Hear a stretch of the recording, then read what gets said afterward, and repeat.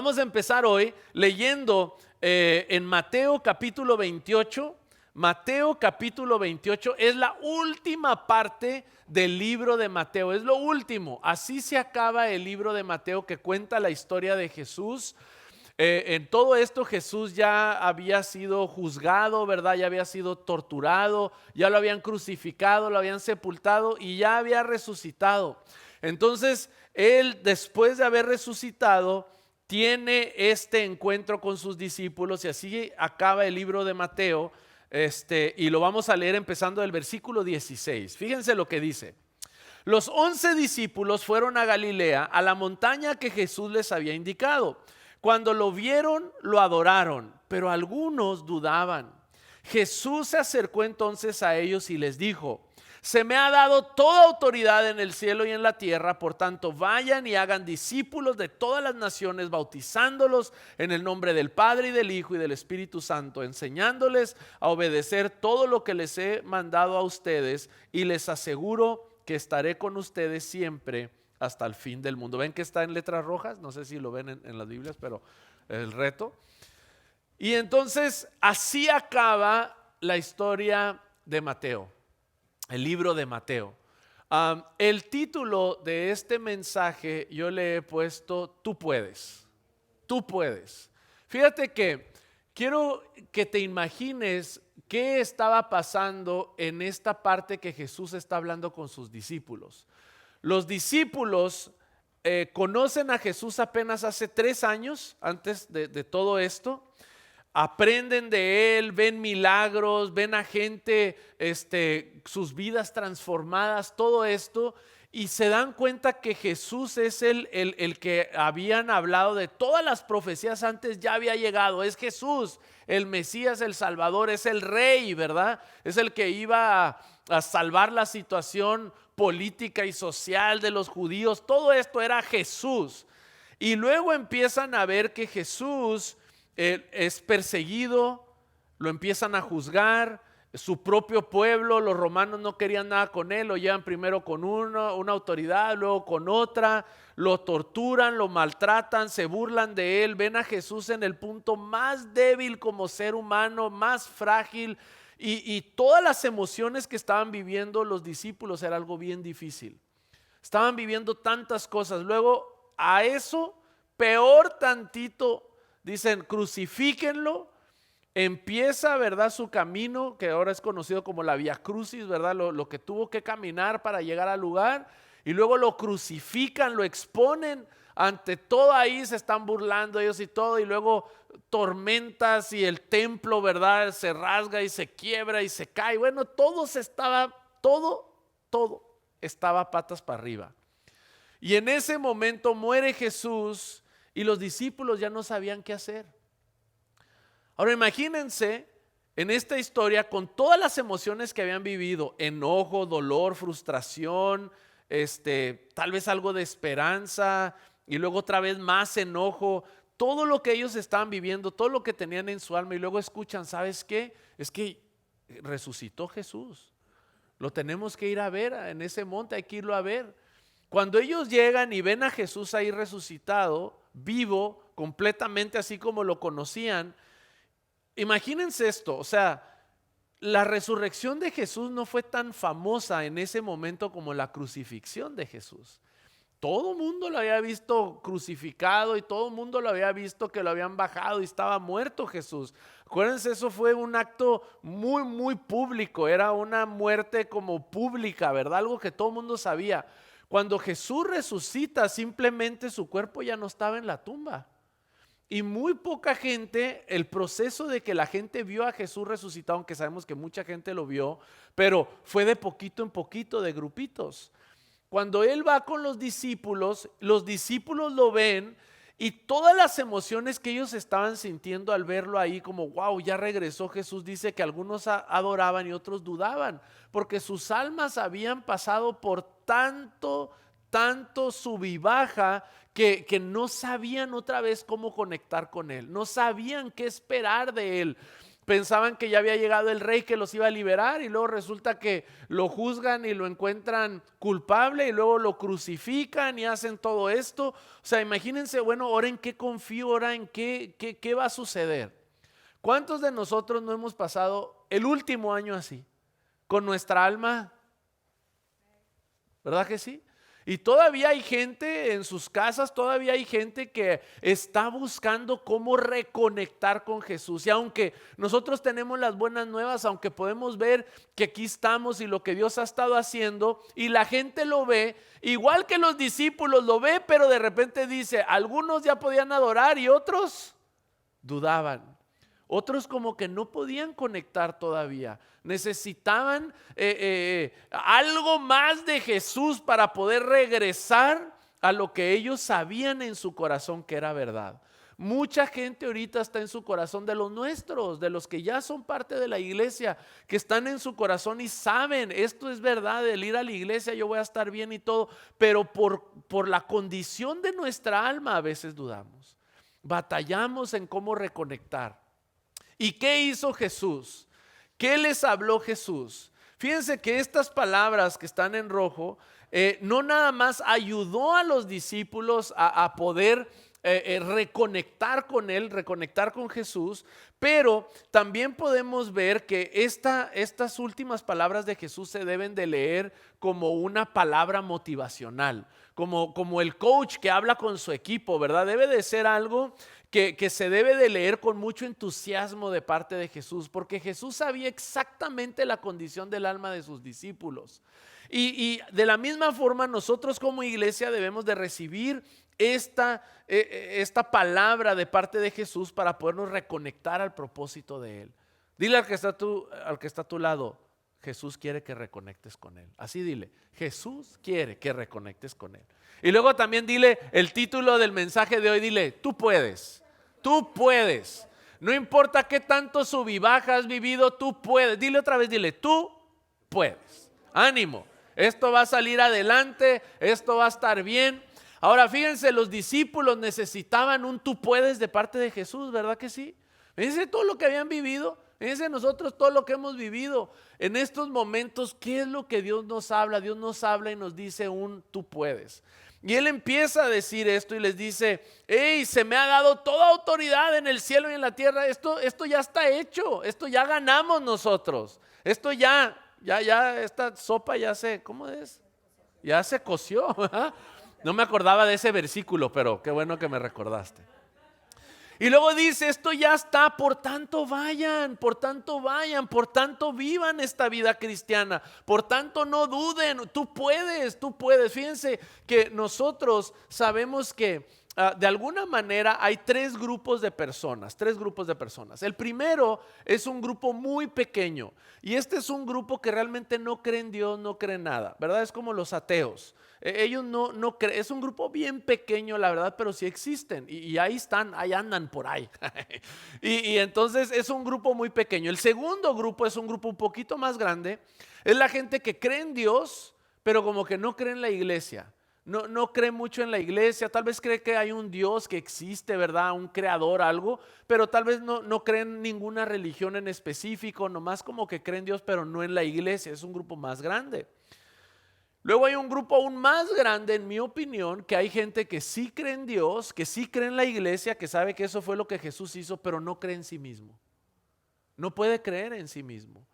Siempre ven a la iglesia como, híjole, es que yo estoy tan vacío, es que yo no puedo dar más, es que yo pobre de mí o algo así, y no creen en sí mismo. Yo veo en esta historia que Jesús vio eso en sus discípulos, que sus discípulos definitivamente creían en Dios.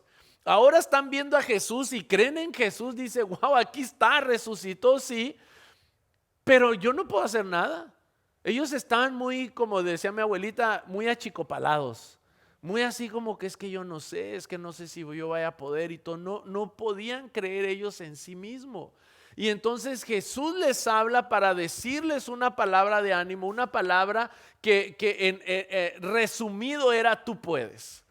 Y nosotros tenemos que entender que hoy como iglesia, nosotros, One Church, está en nosotros la responsabilidad de lo que Dios ha puesto en nuestras manos. Y hoy quiero que nosotros veamos cómo Jesús nos está diciendo a ti y a mí, tú puedes con esto.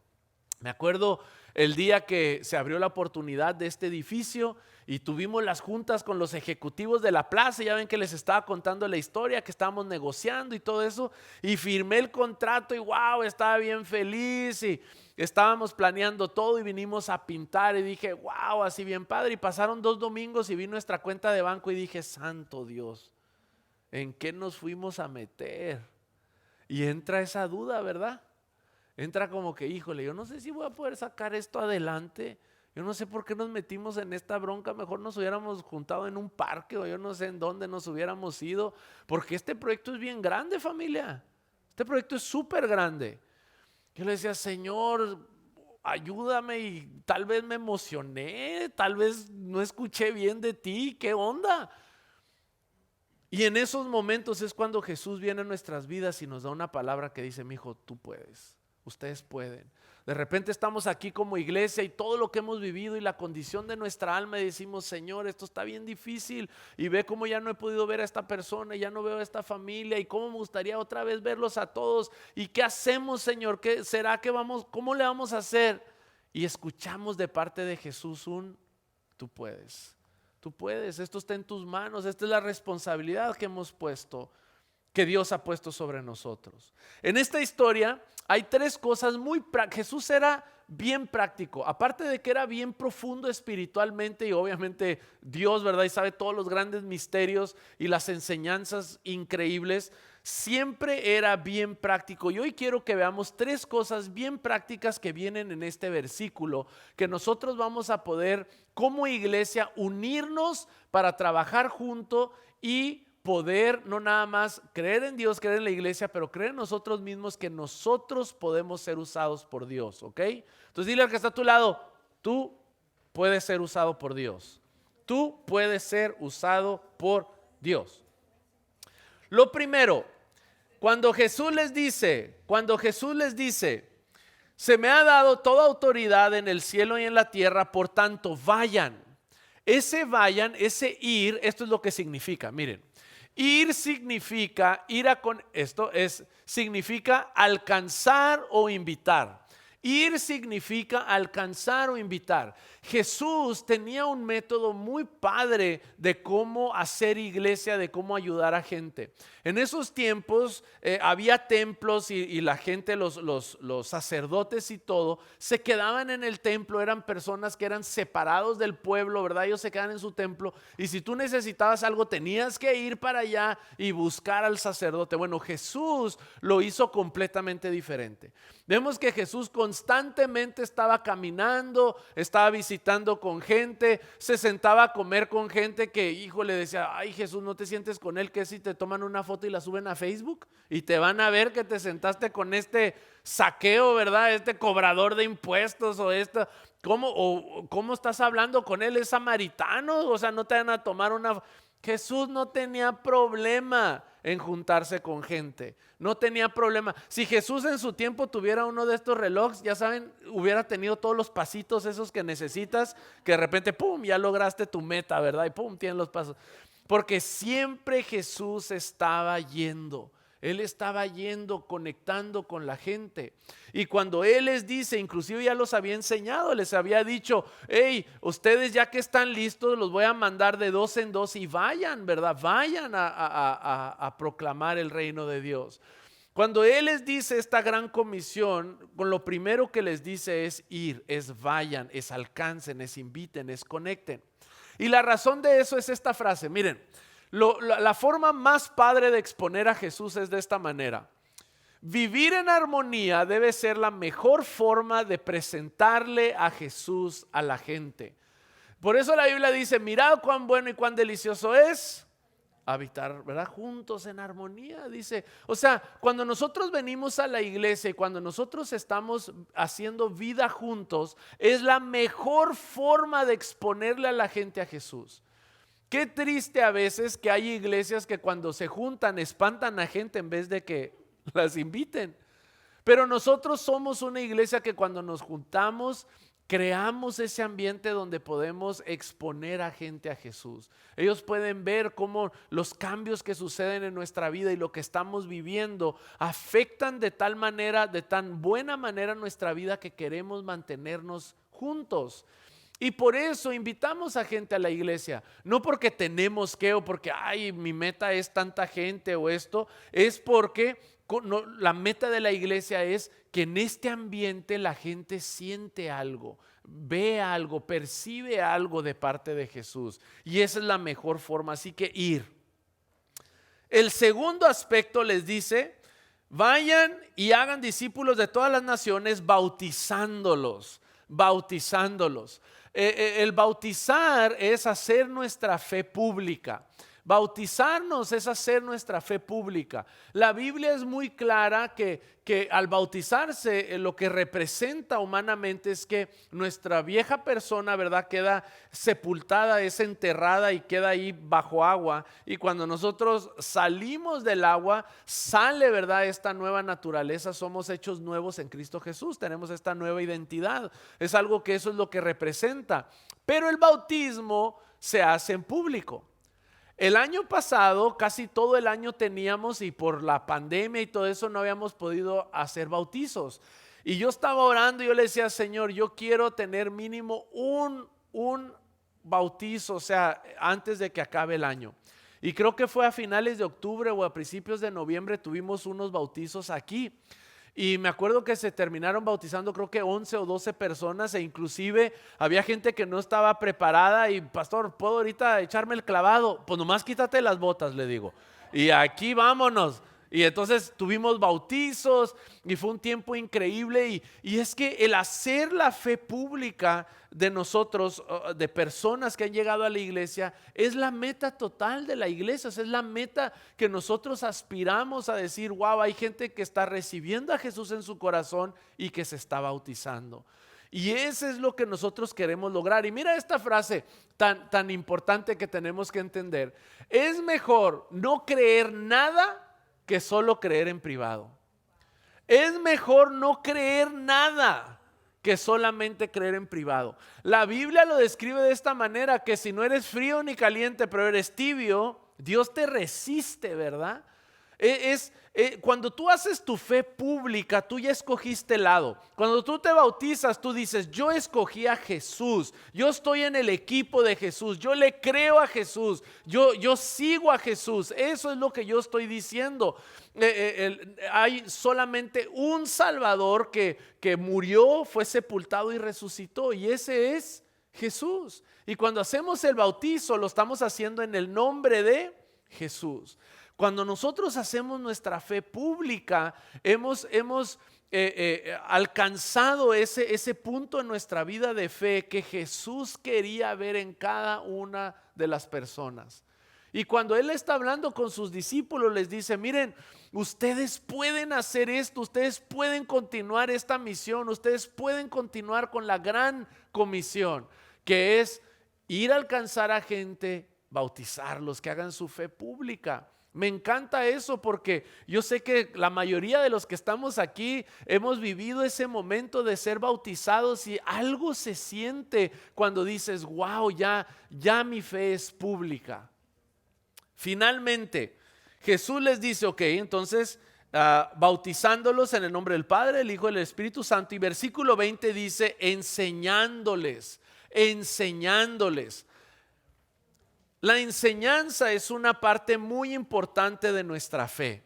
Y Jesús tenía un método, una forma muy padre de enseñar todos estos principios, todas estas verdades a la gente, no nada más a sus discípulos, pero a toda la gente con la que Él conectó. Y esto es lo que es: mira, enseñar significa caminar juntos, significa hacer vida juntos, significa en las buenas y en las malas. Significa cuando andamos con toda y cuando no traemos nada, pastor.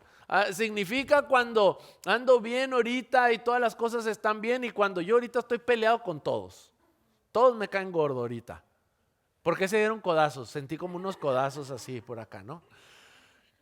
Caminar juntos, familia, caminar juntos es bien importante. Ahorita yo estoy preparando, voy a tomar un paréntesis, Voy a tomar un paréntesis. He estado preparando una serie que yo creo que vamos a empezar en mayo y habla acerca del pecado. Yo siempre he tenido muchas preguntas y gente me hace preguntas acerca del pecado y qué hacer cuando uno peca y qué dice la Biblia acerca del pecado, que si esto es pecado, que si esto otro es pecado. Y luego me dicen, pastor, ¿usted qué hace cuando usted peca? Y le digo, yo no peco. Acabo de pecar, ¿verdad? Porque echar mentiras. No, claro que uno peca. Claro que uno comete errores y qué hacer, y es tan importante porque la Biblia habla acerca de eso y todos los que estamos aquí no nada más hemos cometido errores, vamos a cometer errores, pero ya nuestra naturaleza no es esa. Entonces la Biblia tiene algo bien específico que aborda esta área de nuestra vida. Y yo lo que, una de las cosas que he estado como que usando de ejemplo y que vamos a hablar más de eso en mayo. Mi hermano mayor jugó fútbol americano, mi hijo juega fútbol americano y he estado rodeado de esa cultura. A mí me gusta el deporte del fútbol americano y hay como una frase ahí que los coaches siempre usan y en los videos y en las documentales, todo inspiracional usan, que es: si tú no puedes jugar lastimado, no puedes jugar fútbol americano. Porque el deporte es tan rudo, es tan fuerte que este juego 80% de las veces que vas a jugar fútbol americano estás lastimado. O sea, por eso si te rompes un dedo, luego, pum, te pones un tape y a jugar otra vez. Si se te zafa una liga de aquí o lo que sea, pues 2, 3 tornillos y órale, mijo, vámonos otra vez, ¿no? Es un deporte muy rudo, siempre una costilla la traes media flotando ahí y todo y pues ni modo. Pero si no puedes jugar lastimado, no puedes jugar. Así es esto. Como iglesia nosotros tenemos que entender que nuestra alma se lastima, es herido. O sea, y nosotros en el ministerio tenemos que entender que el llamado de continuar la iglesia es saber cómo seguir jugando lastimados. Es como seguir tomando pasos a pesar de todas las dificultades que nos estamos enfrentando. Y cómo Dios hace algo milagroso de sanidad y el poder decir, wow, ¿cómo le voy a decir a alguien acerca de Jesús si yo sé lo que acabo de ser ayer? ¿Cómo le hago? Pero Dios tiene un plan hermoso en eso. Porque en esta fe, si no puedes evangelizar lastimado, no puedes evangelizar. Tienes que saber que Dios usa todas las cosas, dice la palabra de Dios, para bien. Dile a tu vecino, wow, esa serie va a estar buena. Así dile, va a estar buena. Se va a poner bien a todo dar. Pero enseñar es caminar juntos, familia. Es hacer vida juntos. Es que nosotros sepamos que estamos ahí. Por eso en esta iglesia siempre decimos, Dios está contigo y nosotros también. Nosotros también. En todas las situaciones y todo. Yo sé que generalmente yo soy súper chido y bien botana y todo, pero a veces soy medio pesadillo. Nadie dijo amén, vamos bien. Y ya lo estaba esperando, ¿verdad? Dije, no, bueno. Porque todos vivimos cosas difíciles a veces, todos vivimos, y ahorita lo que estamos buscando es reconectar con Jesús. Es en este tiempo que Jesús entiende nuestra alma y lo que hemos vivido. Jesús nos está diciendo, hijo, tú puedes, hija, tú puedes, estoy aquí contigo.